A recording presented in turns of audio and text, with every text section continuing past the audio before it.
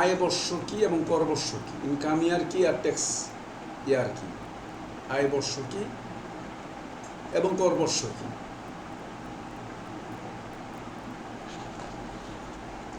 আমাদের যে আয়কর আইনটা আছে আমাদের, এটা 2 ধারার 15 উপধারার মধ্যে আমাকে বলছে অনেক সংজ্ঞার মধ্যে আয় বর্ষ বলতে কি বোঝাবে।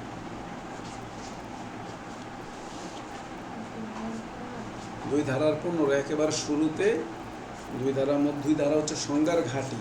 15তে বলছে কোনটা আয় বর্ষ, এটা বলে দিচ্ছি।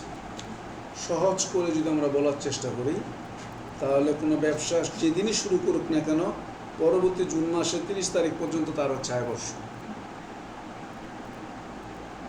সহজ কথা হচ্ছে, একেবারে ক্লিয়ার কথা, আপনি যেদিনই ব্যবসা করেন, সেটা যদি মে মাসেও করেন, তাহলে জুন মাসে আপনার 1 মাস আয় বর্ষ ধরা হবে। এবং আমাদের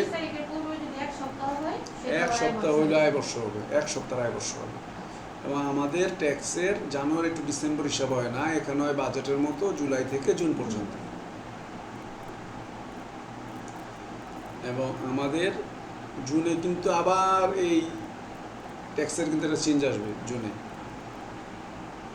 কিছু কিছু এই যে বাজেটের মধ্যে যেগুলোর মধ্যে কর বাড়াবে, কর কমাবে, কিছু ট্যাক্স বাড়াবে, এগুলি আবার এই আইনটা চেঞ্জ হইব না, কিন্তু ওই যে এই আইনে বিভিন্ন রেশিওগুলি চেঞ্জ হবে।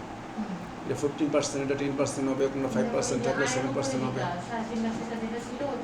এটা বাড়তে পারে। তারপর আমদানির উপর বাড়তে পারে, গভর্নমেন্ট আমদানিতে নিরুৎসাহিত করতে পারে, রপ্তানি উৎসাহী করার জন্য আমদানির উপর ট্যাক্স বাড়াই দেবে, যাতে আমদানি করার দরকার নেই, এইভাবে চলে।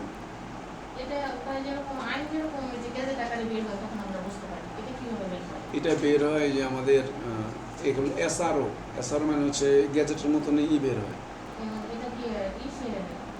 এটা ট্যাক্সের হিসেব থেকে বের হয়, অর্থ মন্ত্রণালয়ের ওখান থেকে এটা হয়ে এনবিআর এগুলি করে সময় সময় বিভিন্ন ধরনের এগুলি দেয়। আমরা আপডেটগুলি যারা খুব ভালো জানতে চাই, এটা হচ্ছে তখন আমরা একেবারে বাজেটের একটা বই বের হয়, আমরা প্রত্যেক বছর বাজেটে বই কিনে ফেলি যারা একটু ভালো করে জানতে চাই। যা আমার তো বাজেট কেন্দ্রিক কাজ, দেখা গেলে আমি একটা এই ক্যাটাগরি ক্লায়েন্ট আমার আছে, এগুলো খুঁজে কখন সিঙ্গেল বের হচ্ছে আমার মাথায় নাই, টোটালটাই কিনে নেওয়া বাজেট 2026 কিনলেই কোন জায়গায় কী কী চেঞ্জ হয় সব বলে দেওয়া থাকবে। এরপর আমাদের প্রতি সময় খেয়াল রাখতে 1 মাস 2 মাস পর মনে হইলো এটা বাজেটে করা হয়েছিল, 2 মাস পর এটা একটু কমিয়ে দেওয়া হইলো, 2% কমানো হলো।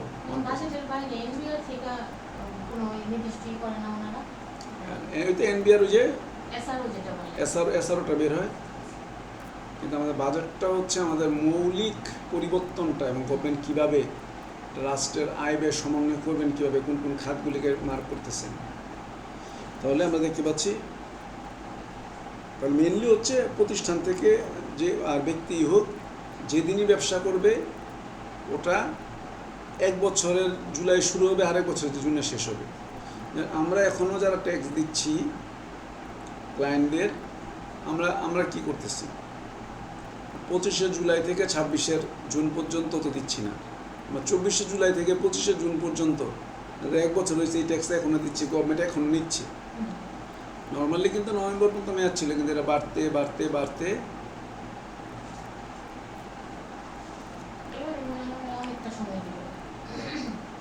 গভর্নমেন্টের কথা হচ্ছে, আমাকে ট্যাক্স দেওয়ার রাস্তা আমরা বন্ধ করব না, আমরা বেঁধে দিলে তারপর প্রেশার পড়ে যায়, ও দেখ। তাহলে আয় বর্ষ মানে হচ্ছে যে কোনো বছরের জুলাই থেকে জুনের মধ্যে আপনি যখনই ব্যবসা শুরু করেন, যখনই কাজ শুরু করবেন, যে কয়দিনের জন্য করেন, ওইটা আপনার আয় বর্ষ। আর 2 ধারা 15 আমরা পড়লাম, এবার যাবো 2 ধারা 24-এ। 2 ধারা 24-এ বলছে কর বর্ষ কাকে বলে। কর বর্ষ হচ্ছে তারপরের বছর, কর বর্ষ হচ্ছে তারপরের বছর, এগুলো ট্যাক্স ইয়ার। কর বর্ষটা কীরকম? কর বর্ষ হচ্ছে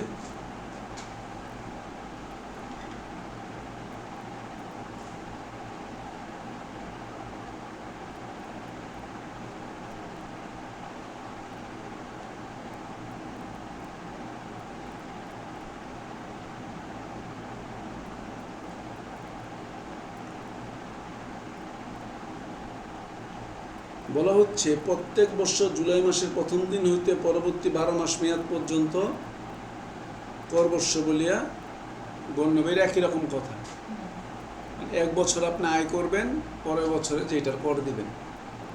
আবার এই যে এই করলো যে এই বিধানগুলির আইনের বিধানগুলির অধীন কার্যবর্ষ হিসেবে গণ্য কোনো মেয়াদও, তার মানে এই যে মেয়াদটা বাড়াইলো 24 থেকে 25, হ্যাঁ। এখনো রানিং, এখনো রানি এটাও 24-25 করবর্ষের আওতায় করবর্ষের মধ্যে আওতার মধ্যে পড়বে।